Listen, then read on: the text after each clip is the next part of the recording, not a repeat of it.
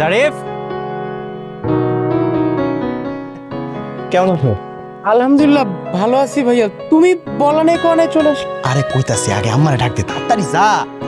মা ভাইয়া, আমার দেখো মেদু ভাই আসছে বিদেশ থেকে।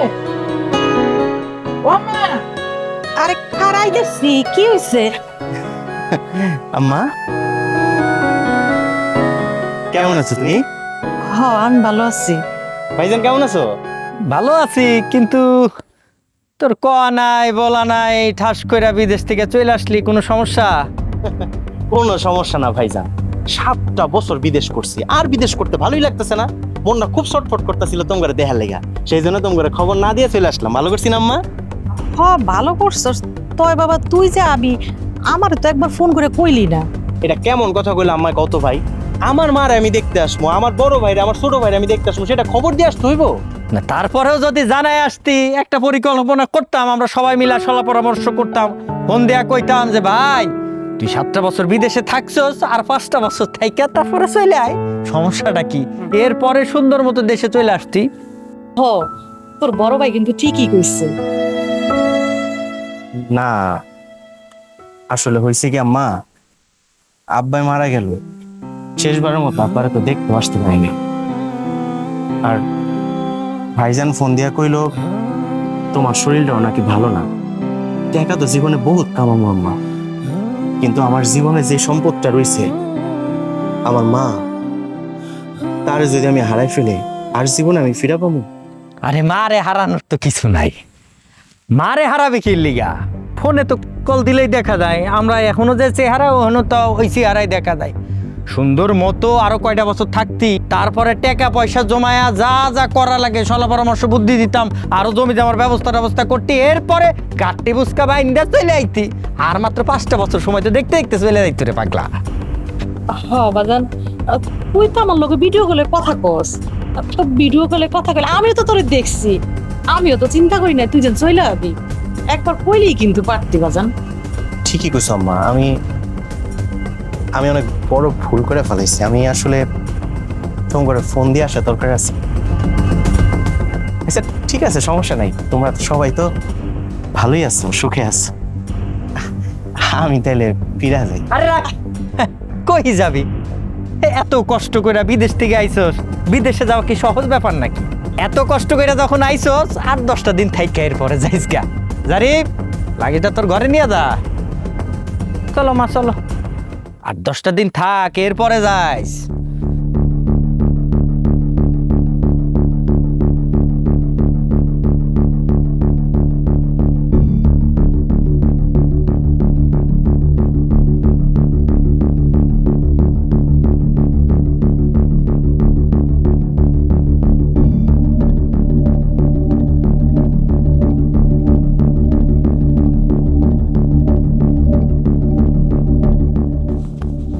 তোমার আজকে মাই নাই ফেলাম শয়তান। কি করতেছো? এই কি করতেছো তুমি? এত বছর পর তোমার লগে আমার দেখা হইলো, কোথায় তুমি আমার একটু আদর দিবা, সোহাগ দিবা, ভালোবাসা দিবা, তাহলে তুমি আমার মারতেছো। তুমি মায়ের কাজই করছো। আচ্ছা মায়ের কাজটা আমি করলাম কেমনে? এই এমন করে কেউ সারপ্রাইজ দেয়? তোমার সারপ্রাইজ পাই তো আমি একদম অজ্ঞানী হয়ে গেছিলাম। এটা তুমি কোনো কথা বললা? আরে আমার সারপ্রাইজ পাওয়ার পর তুমি যদি অজ্ঞানী না হইলা, এটা কোনো সারপ্রাইজ হলো?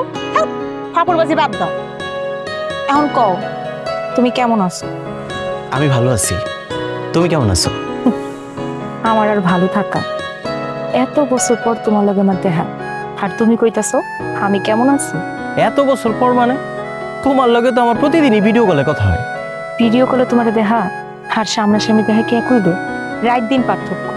রাত দিন 24 ঘন্টা যেন তুমি আমার কাছে থাকতে পারো, এবার আমি সেই ব্যবস্থা করতেই আসছি। মানে মানে চোখটা বন্ধ করো। চোখ বন্ধ করুন কেন? আবার সারপ্রাইজ দিয়ে তোমার অজ্ঞান করে ফেলামো। আচ্ছা বন্ধ করতেছি, তাড়াতাড়ি করবা কিন্তু। চোখটা বন্ধ করো না। হুম। চোখ খুলবা না কিন্তু। আইসা বাবা খুলবো না।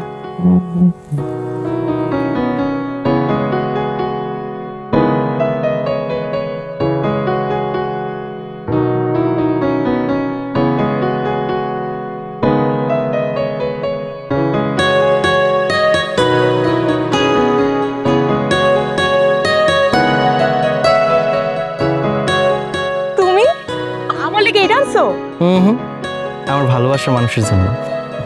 শয়তান। অনেক সুন্দর হয়েছে। এবার আমি চিন্তা করছি কি জানো, এবার আমি চিন্তা করছি আমার ভালোবাসার মানুষটারে আর দূরে দূরে রাখবো না, বিয়ে করে আমার ঘরে পেয়ে। আমার না বিশ্বাস হইতেছে না, তুমি কি আমার সত্যি কথা কইতাছো? সত্যি। তুমি বাড়িতে যাও, আমি আমার বড় ভাইয়ের লগে এই ব্যাপারে কথা বলবো। আচ্ছা ঠিক আছে, আমি তাহলে আসি। যাও, সাবধানে যাও।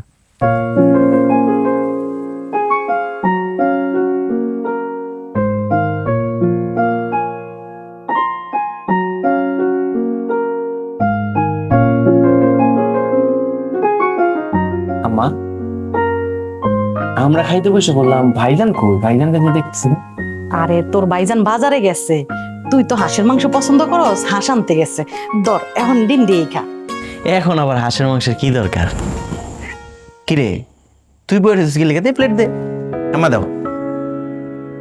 নে খা। ভাইজান তোমার লগে একটা কথা ছিল। কি কথা ক? আমি তো গত মাসে তোমারে ফোনে বলছিলাম যে আমার একটা আইফোন লাগবে। তুমি তো কইছিলা যে বিদেশ থেকে আমার জন্য আইফোন পাঠিয়ে দিবা। আমি তো তোমার লাগেজ চেক করছি, কোনো আইফোন পাই নাই। আচ্ছা, তুমি কি অন্য কোনো ব্যাগে করে আমার লাগে আইফোন আনছো? না রে ভাই, আইফোনটা আনতে পারি নাই। আসলে হয়েছে কি আম্মা, তাড়াহুড়ো করে চলে আসছি তো, সেই জন্য তেমন কিছু নিয়ে আসা হয় নাই। শোন জারিফ, তুই মন খারাপ করিস না। আমার বন্ধুর একটা মোবাইলের দোকান আছে, এর আমি কইছি একটা আইফোন ব্যবস্থা করে দিব। বাংলাদেশ থেকে যদি আইফোনটা কেনা আমার দরকার হইতো, তাহলে তুমি যে বিদেশ থেকে টাকাটা পাঠাইতা, ওইখান থেকেই তো আমি আইফোনটা কিনতে পারতাম। আমার কত শখ ছিল যে বিদেশি আইফোন আমি চালাবো, বিদেশ থেকে তুমি পাঠাবা সেটা আমি চালাবো। এখন আমি বন্ধু বান্ধবের সামনে মুখ দেখাবো কেমনে? আমি সবাইরে বড় মুখ করে বলছি যে আমার ভাই বিদেশ থেকে আইফোন পাঠাবে। আচ্ছা আম্মা, এখানে মুখ না দেখানোর মতো কি আছে? আচ্ছা শোন, আমার বন্ধুর লগে আমি আজকে কথা হইতাছি, একটা না একটা ব্যবস্থা হইব, তুই চিন্তা করিস না, খা। ভাই আমার ওই বিদেশি আইফোনই লাগবো। মা, আমার বিদেশের আইফোনই লাগবো, নয়তো কি।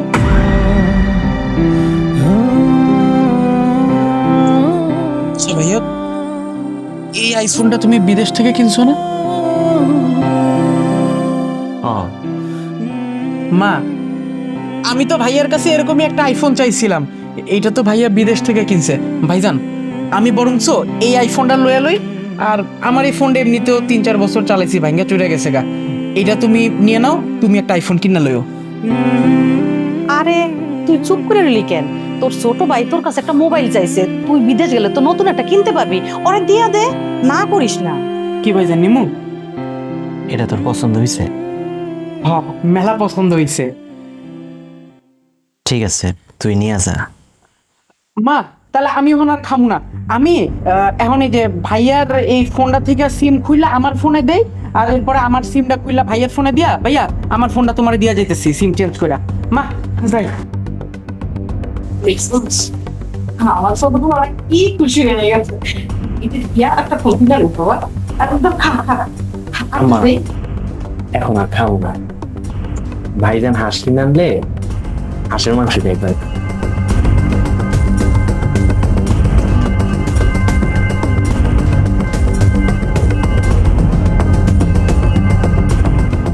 ভাই, তোমার লগে আমার কিছু জরুরি কথা আছে। কি কথা কবি ক? ভাই 6-7 বছর তো বিদেশ করলাম, আমি চিন্তা ভাবনা করছি কি বিদেশ আর যাবো না। কেন বিদেশে যাবি না কেন? না ভাই, বিদেশ অনেক পরিশ্রম। আমার কথা হইতাছে টাকা পয়সা যা কামানোর তো কামাইছি, মার মুখ দেখি না, তোমার মুখ দেখি না, তো এত পরিশ্রমী যদি করবো বাংলাদেশ থেকেই করি।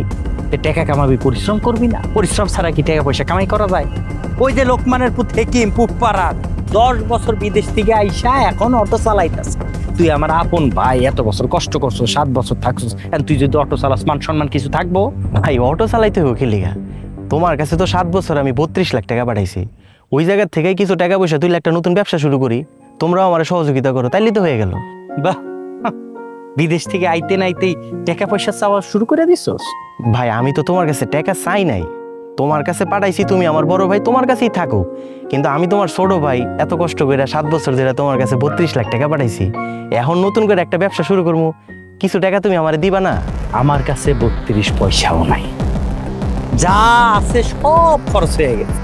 এখনকার দিনে আমাদের দেশে যে পরিমাণ খরচ এটা বুঝো, চাল ডাল নুনের কি দাম এটা জানো, বাপ মার ওষুধের খরচ এটা জানো, এই যে গত বছর বাপে যে কুলখানি করলাম এর পিছনে কত টাকা গেছে। বাহ, আর তুই আয় কইতাছস সব টাকা দাও, এখন আমি ব্যবসা বাণিজ্য করি, টাকা নাই এই নাই। এটা তুমি কেমন কথা কইলা ভাই? 32 পয়সাও তোমার কাছে নাই? ভাই তুমি জমি কিনছো 15 লাখ টাকা দিয়া, আরো 17 লাখ টাকা তো ব্যাংকে থাকার কথা। আমি ধরে নিলাম 17 লাখ টাকা নাই, 10 লাখ তো থাকবো।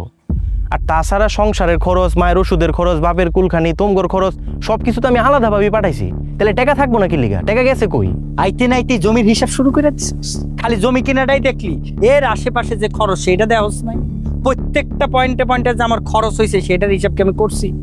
তুই যখন এত হিসাব নিকাশ করতেছস তাহলে তো আমার কাগজ কলম সবকিছু লিখে রাখা লাগবে। আচ্ছা ঠিক আছে ভাই, তোমার তো হিসাব টিসাব দেওয়ার কোনো দরকার নাই। ওই উত্তরপাড়া যে 3 বিঘা জমি কিনছি, আমার 1 বিঘা জমি তুমি আমারে বুঝাই দাও, আমি চাষাবাদ কিছু একটা করবো। জমি তো তোর নামে নাই। আমার নামে নাই মানে? আচ্ছা ঠিক আছে, যদি আমার নামে না থাকে চলো আগামী সপ্তাহে রেজিস্ট্রি অফিসে যাই, আমার জমি আমার নামে তুমি রেজিস্ট্রি করে দাও। চাইলে তো রেজিস্ট্রি করা যায় না। ওইখানে আমি ফিশারি করছি, ওইখানে আমার অনেকগুলি টাকা ইনভেস্ট হয়েছে। ফিশারি করছো? তুই ভাবিস না তোর টাকা দিয়ে ফিশারি করছি। আমার শ্বশুর বাড়ির থেকে অনেক কষ্টে টাকা আইনা আমি ফিশারি করছি। তোর যদি এতই জমি লাগে 1 বিঘা, তাহলে তুই আমার কাছ থেকে বর্গা নে, বর্গা নিয়ে যা ইচ্ছা কর। এটা তুমি কেমন কথা কইলা ভাই? আমার টাকায় কিনা জমি আমি বর্গা নিয়ে চাষাবাদ করবো? আমি বিদেশ থেকে তোমার কাছে টাকা পাঠাইলাম যে তুমি আমার বড় ভাই, আমগো 3 ভাইয়ের নামে তুমি 3 বিঘা জমি নাও, আমার টাকায় আমি তোমাকে 2 ভাইয়ের 2 বিঘা জমি দিলাম। আমার ভাগের জমি তুমি আমার কইতেছো বর্গা নিয়ে চাষ করতে? শোন, এইসব চিন্তা ভাবনা মাথার থেকে ফেলাই দে। এখন তুই আমারে বল, তুই টিকিট কবে কাটবি?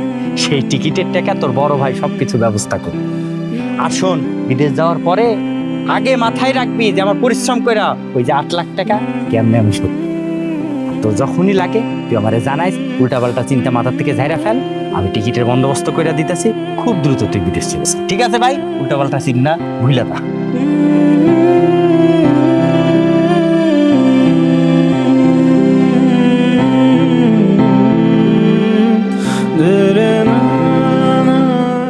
যত জ্বালা সব হয়েছে আমার। মাঝে মাঝে বলছে বাড়ির 6টা জায়গা। তুমি এখানে ভাইজান বসে বসে মাছ মারতেছো, ওই দিক থেকে গ্রামের মানুষের কাছে তো মুখ দেখাইতে পারতেছি না। গ্রামের সবাই বলতেছে আমরা নাকি মেজো ভাইয়ের জমি নাকি মাইরা দিছি, ভাগের ভাগ নাকি বুঝাই দিতেছি না। গ্রামের মানুষ যদি এই কথাগুলা বলতো তাও চলতো। মেজো ভাই গিয়ে আবার মেম্বারের কাছে বিচার দিছে, আমরা 2 ভাই নাকি জমির ভাগ বুঝাই দেই না। কেমনটা লাগে বলো তো? গ্রামের যে মানুষই দেখতেছে খালি জিজ্ঞেস করতেছে তোমরা নাকি জমির ভাগ বুঝাই দাও নাই মেজো ভাইরে। কি ভাইজান চুপ করে আছো কেন, কিছু বলো। মাছটাও ধরতে পারলাম না। তোর ঘ্যানর ঘ্যানর প্যানর প্যানর তোটে মাছ ফিদে পালাইতেছে। কখন থেকে কানের কাছে ঘ্যানর ঘ্যানর প্যানর প্যানর করে যেত? তুই তো সবকিছু জানোস, জানার পরেও একই কথা কেন বল? তুই জানোস যে সকল সম্পত্তি RS এবং SA খতিয়ানে দলিল সহ আমগো নামে না।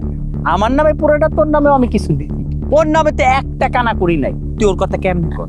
আরো বিচার সালিশ দিয়ে কি করবো? চেয়ারম্যান মেম্বার কি জমির দলিল বিচার সালিশ বদলাই দিতে পারবো? কোনো কিচ্ছু পারবো না। এটা নিয়ে ভাবিস না। বিদেশে কাজ করছে তো করছে, সাথে দেশে এসে মাথাটাও গেছে। কয়টা টাকা পাঠাই? কয়টা টাকা পাঠাইছে না, যেটা দিয়া বাড়ি ঘর থাকছে ক্লাস্টার করছে। আর বিদেশ থেকে যেই টাকা পাঠাইছিল এটা দিয়ে তো বাজার সাদাই করছে, বাপের চিকিৎসা খরচ করছে। আর একটা টাকা আছে, যা টাকা পয়সা সেটা তো আমার শ্বশুর আব্বা জান দিছে, অনেক কষ্ট করে সব সম্পত্তি কিনছে। আর শোন, বলদের মতো মাইনসে কি কইতাছে এগুলো কানের মধ্যে না ঢুকাইয়া আমি কি কই ওদের শুনে রাখ। সবকিছু শুনে চুপচাপ থাক, আর আমি যে বুদ্ধি দিই সেই বুদ্ধি দিয়ে চলবি। মাইনসের কাছে ভুলেও কোনো কিছু করতে যাবি, ঠিক আছে? যা মাছ ধরতে যা মানে। চল। আচ্ছা ঠিক আছে, মাছ ধরা শেষ হলে বাসায় এসো, আমি যাচ্ছি।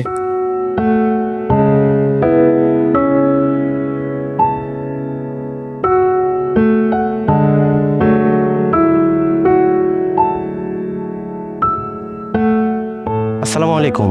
ওয়ালাইকুম আসসালাম। সাগর কেমন আছো বাবা? আমি ভালো আছি কাকা, আপনি কেমন আছেন? আলহামদুলিল্লাহ। কবে আসছো দেশে? এই 2 দিন হইল আচ্ছা। কাকা। আমি তো আপনার কাছে যাইতেছিলাম। হ্যাঁ বলো বাবা। না ওই শুনছি বাজার কমিটিতে নাকি আপনার তত্ত্বাবধানে স্বল্প মেয়াদী ঋণ দেওয়া হয়। হ্যাঁ, সবে তো এটা আমি দেখি। তো তোমার কি টাকা লাগবে? আমার কাকা 1-2 লাখ টাকা দরকার ছিল, একটু ব্যবস্থা করে দেওয়া সম্ভব? আচ্ছা বাবারে, আমি সব কিছুই বুঝি, বিষয়টা আমি দেখছি, তুমি কোনো চিন্তা করো না। জি চাচা, আসসালামু আলাইকুম। ঠিক আছে, ওয়ালাইকুম আসসালাম।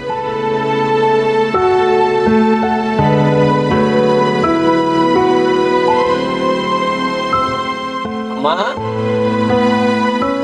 মা কি ব্যাপার জারিফ ভাইজান, একটা দুপুরের সময় খাইলাই? আবু খাওয়া হয়ে গেছে।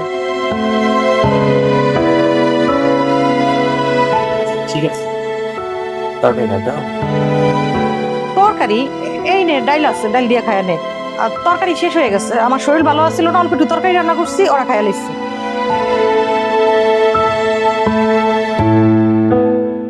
খা। ঠিক আছে, তোমার তো শরীর ভালো না, যাও শুয়ে থাকো। ঠিক আছে, খায়া নিস।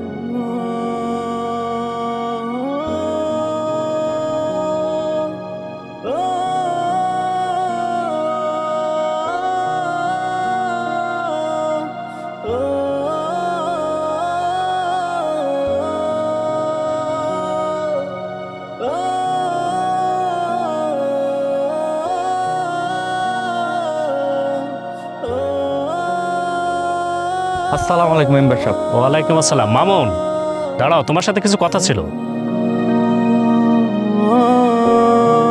জি বলেন মেম্বার সাহেব। মামুন, দেখো, আল্লাহ দিলে তোমরা তো অনেক ভালোই আছো। তোমরা 3 ভাই, তার ভিতরে একজন বিদেশ ছিল। সাগরের কথা বলতেছে। সাগর বিদেশ থেকে তো অনেক টাকা পয়সা পাঠাইছে, সেই টাকা দিয়ে তোমরা বাড়ি করছো, বাবা মারা যাওয়ার পরে অনেক বড় করে মিলাদও দিছো, আবার 3 বিঘা জমিও কিনছো। কিন্তু কথা হইতেছে এখন, সাগর টাকা পাঠানোর পরে যে জমিটা কিনছো তার ন্যায্য যে অধিকারটা, সেখান থেকে 1 বিঘা জমি তারে দিয়ে দাও। মেম্বার সাহেব, আপনি কি বললেন যে 3 বিঘা জমি, ওখান থেকে 1 বিঘা করে আমি দিয়ে দিব? ওই 1 বিঘা কোন জায়গাতে পাই? ওই জমি তো ওর নামে না, পুরাটা জমি আমার নামে। আর আমার ভাইরে আমি কিছু একটা দিছি। ও যে বিদেশ যাওয়ার আগে ওর জন্য যে আমি মানুষের কাছে দাঁড়ে দাঁড়ে 8 লাখ টাকা চাই নিলাম, মানুষের কাছে যাই কইলাম যে ভাইরে আমার ভাইটা বিদেশ যাইবো, কয়টা টাকা দাও। বহু মানুষের কাছে ধার দেনা করছি। ও বিদেশ গেল ঠিকই, কিন্তু বিদেশ যায় মানুষের ধার দেনা পরিশোধ করলো না, ও আবার দেশেও চলে আসলো। এখন মানুষজন তো আমারে ধরতাছে, ধরে বলতাছে তোমার ভাই বিদেশ থেকে আইলো, কই টাকা, টাকা দাও না কে, সিটার বাটপার কত গালিগালাজ করতেছে। আমি কিন্তু টাকা পয়সা দিতে পারি নাই। এই যে জমি জামা দেখতেছেন, এগুলো সম্পূর্ণ আমার নিজের টাকায় কেনা। আমার শ্বশুর অনেক কষ্ট করে আমার টাকাগুলি দিছে। আমার শ্বশুরের তো কোনো পোলা নাই, 2টা মাইয়া, বড় মাইয়ার জামাই আমি, তাই দায়িত্ব কর্তব্য আমার মধ্যে পড়ে। আমার কইলো বাবাজি কয়টা টাকা দিলাম, জমিটা কিনো। আমার কাছেও কিছু টাকা ছিল, এটা নিয়ে 3টা বিঘা জমি আমি কিনছি। সাগর কই থেকে টাকা দিচ্ছে? সাগরের তো একটা টাকা নাই। ওর অল্প কয়টা যে টাকা পাইছে, ওটা তো এই যে বাড়িটা কোন রকম জোড়া তালে দিয়ে প্লাস্টার করছি, আর হাত খরচের লেগা আর চিকিৎসা বাবদ বাজার করার জন্য অল্প কয়টা টাকা বাপ মারে দিছি। এর বাইরে ও একটা টাকা দেয় নাই। ও বিদেশ থেকে আসার পরে মানুষের কাছে জনে জনে বইলা বেড়াইতাছে যে আমার ভাই আমার সম্পত্তি মাইরা দিচ্ছে। ও কি এর সম্পত্তি পাইবো? ওর নামে 1 কটা সম্পত্তি আছে, সব তো আমার টাকায় কিনা, আমার কষ্টে কিনা। এই সম্পত্তির একটা ভাগও সাগর পায় না। আমি এটা দিতে পারবো না মেম্বার সাহেব, আপনি যতই বলেন এই দাবির থেকে আমার মুক্ত করে দেন। মামুন, তুমি যে কথা বলতেছো যে টাকা পয়সা তোমার শ্বশুররা দিছে, দেখো আমরা সবাই জানি তোমার শ্বশুরের অবস্থা কি।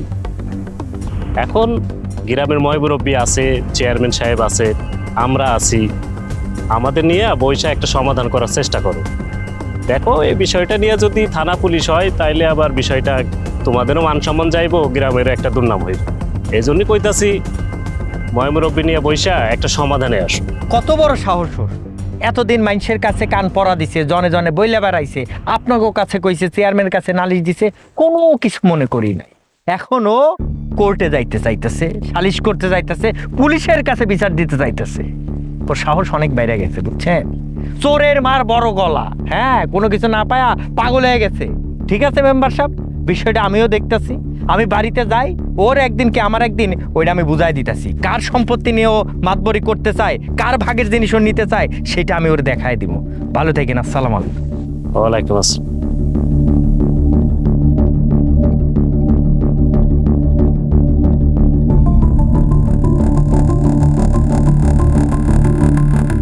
আম্মা, ভাইজান এসব কি কইতাছে? কেন তোর ভাইজান কি কইতাছে? না, ভাইজান কইতাছে ওনার কাছে নাকি কোনো টাকা পয়সা নাই। আমি 7 বছরে এতগুলা টাকা পাঠাইলাম। আচ্ছা ঠিক আছে, আমি মাইনা নিলাম টাকা পয়সা না হয় নাই। তোমার কাছে টাকা পাঠাইছিলাম জমির লেগা। তুমি আমারে কইলা তোর 2 ভাই তো দেশে বেকার কিছু করে না। আমি কইলাম ঠিক আছে আম্মা, উত্তরপাড়ার 3 বিঘা জমি তুমি আমাকে 3 জনের নামে নাও। এখন আমি বিদেশে যাবো না, আমার ভাইয়ের কাছে কইলাম আমার জমিটা তুমি আমারে বুঝাই দাও। সে আমার জমি বুঝাই না দিয়ে আমারে কইতাছে আমারে নাকি বর্গা দিব। মানে আমার টাকায় কিনা জমি আমারে বর্গা দিব, এটা কেমন কথা হইলাম মা? তোর ভাইজান তো ঠিকই কইছে, তুই 7 বছর বিদেশ করছর, বিদেশ তো টাকা পয়সা পাঠাইছর, জমি জামা কিনছি, এই বাড়ি কি হাওয়া কইরা করছি? হ্যাঁ, টাকা কই থেকে পামু আমি? কিন্তু আমার বাড়িটাও তো তুমি আমার নামে রেজিস্ট্রি করো নাই। তোর নামে করমু কি লিগা? আমি আমার 2 পোলার নামে করছি। আমি বাইসা থাকতে থাকতে ওকে ভবিষ্যৎ করে দিয়ে গেলাম। আম্মা, আমিও তো তোমার পোলা, আমার ভবিষ্যতে কি করলা? বাড়ির পিছনে যে পতিত জমিনটা আছে ওইখানে তুই ঘর তুলে লবি। ঠিকই করছো।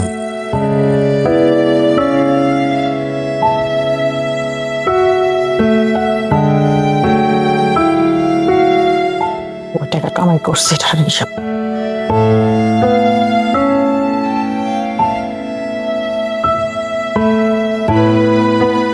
মা, ও মা, মা, ও মা, কি হয়েছে ভাইজান? তোর লগে পরে কথা হইব।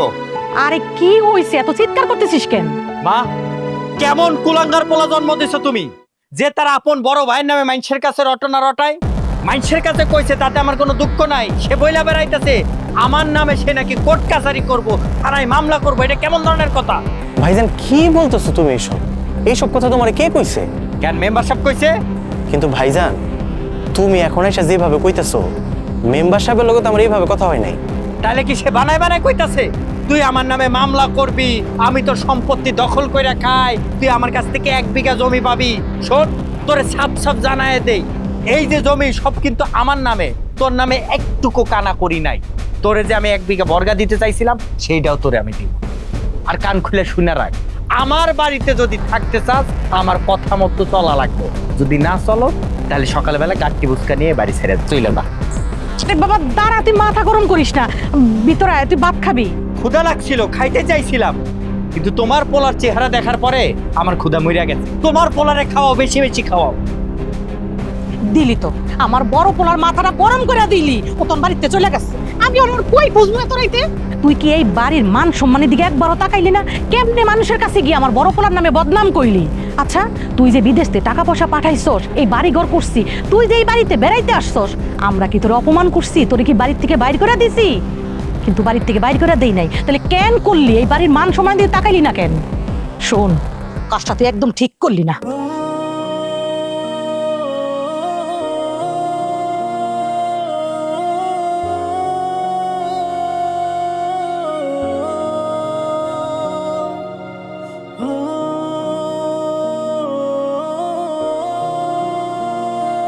কি ব্যাপার, তুমি হুট করে এমন করে শুইলাইলা যে? আমাকে ব্যাপার আমার কিছু কও নাই? প্রবাসীরা কখনো কারো আপন হয় না।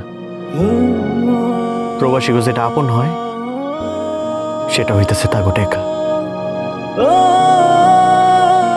নিজের রক্তরেই তো কিছু কইতে পারিনি, আর তোমার মারে কি কব? তোমার মায় যা কইছে তা তো ঠিকই। 7টা বছর বিদেশ করলাম, 32 লাখ টাকা ভাইগো কাছে পাঠাইলাম, অথচ 32 পয়সার মালিকও আমি না। আমার টাকায় আমার ভাইয়ের বাড়ি হইল, জমি হইল, ফিশারিও হইল, অথচ আমি সেই পথের ফকিরই রয়ে গেলাম। ধার দেনা করে যে বিদেশ গেছিলাম, সেই 8 লাখ টাকাও আমি পরিশোধ করতে পারি নাই। এখন তুমিই কও, চাই না শুনে একজন ফকিরের কাছে কি তোমার মায় তোমার তুইলা দিব? জীবনও তুলা দিব। এখন তাহলে তুমি কি করবা? আমি জানি না আমি কি করব, আমি সত্যি জানি না আমি কি করব, কিন্তু এইটুকু আমি জানি, সেইভাবে হোক আমার এই পরিস্থিতি থেকে বের হইতেই হইব। শিরিন, শিরিন, আমি আবার বিদেশে চলে যাব। আমি দিন রাত পরিশ্রম করে এই পরিস্থিতি থেকে যেমনি হোক বাইরে হোক। তুমি কি আমার আর 2টা বছর সময় দিবা? আমি জানি এই 7 বছর তুমি অনেক কষ্ট করছো, আমার জন্য অনেক দুঃখ পাইছো। আমি এখন এটা সুখ হিসেবে তোমার ফিরিয়ে দিতে পারবো না, কিন্তু তুমি আমার আর 2টা বছর সময় দাও। এ তোমার ভালোবাসার মানুষ তোমার কথা দিতেছে, সেই ভুল আমি করছি, এই ভুল আমি আর দ্বিতীয়বার করবো না। আবার তুমি আর 2টা বছর সময় দিতে পারবা না, পারবা না শিরিন?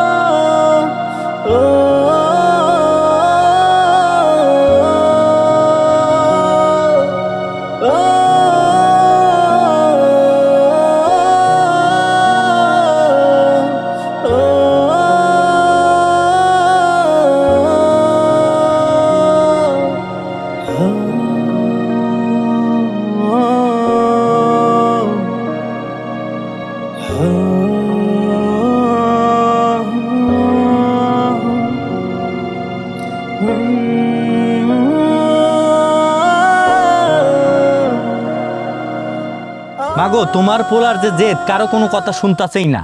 মানুষের কান পড়া দিছে, এখন চেয়ারম্যান মেম্বার বাদ দিয়ে পুলিশের কাছে যাইতেছে। মান সম্মান কিছু থাক। এই তুই এত রাইতে লাগেজ নিয়ে কই যাইতেছস? ভাইজান, আমি বিদেশ চলে যাইতেছি। আজকে রাইতে 3টার সময় ফ্লাইট। কি তুই বিদেশ চলে যাইতেছস? এত দিনে তোর মাথায় বুদ্ধি খেলছে। মানুষ আসলে বুঝে, কিন্তু জিনিস একটু ঘোলা করার পর।